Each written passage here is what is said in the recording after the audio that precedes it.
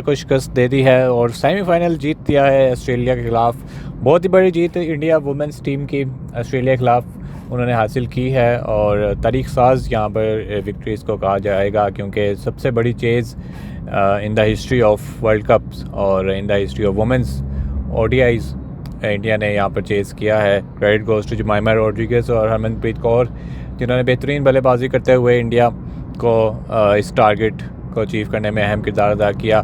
Bowlers ने तो खैर मार खाई थी, लेकिन और स्कोर भी काफ़ी खा लिया था। 338 रन कंसीड किए थे, 339 रन का टारगेट था, जहां पर इनिशली शिवाली वर्मा का नुकसान भी उठाना पड़ा इंडिया को। स्मृति मंदाना भी ज़्यादा कुछ कंट्रीब्यूशन नहीं कर सकी, 24 रन बनाकर आउट होगी। तो उसके बाद बेहतरीन पार्टनरशिप लगी जमाइमा रोड्रिगेज़ और हरमनप्रीत कौर के दरमियान, जिन्होंने इस जीत की बुनियाद रखी और फाइनल में पहुंच चुकी है। फाइनल मुकाबला ऑस्ट्रेलिया तो नहीं होगी, साउथ अफ्रीका के साथ इंडिया का मुकाबला होगा। T20 वर्ल्ड कप 2024 में भी इंडिया वर्सेस साउथ अफ्रीका में फ़ाइनल देखने को मिला था।